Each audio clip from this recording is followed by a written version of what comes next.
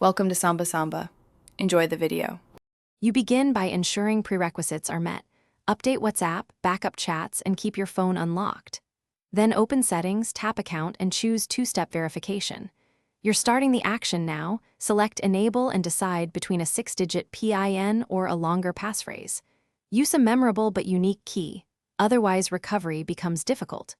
Once set, WhatsApp will ask for an email to recover the code. Provide one only if you trust that account. You now enter the code you chose and confirm it exactly. Consistency matters because small differences lock you out. Once done, add a recovery email to reset the PIN. WhatsApp sends a verification link, so check that inbox and tap the link. Make sure you verify immediately to complete setup.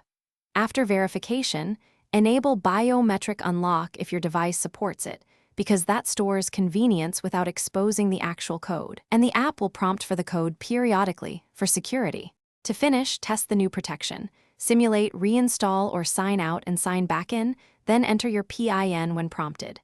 This confirms everything is saved and the recovery email works.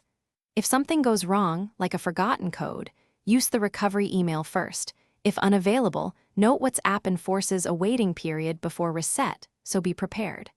Make sure device screen lock and cloud backups are secure, and keep a copy of the passphrase in a safe place to avoid permanent loss. Thanks for watching. Consider subscribing if we helped you.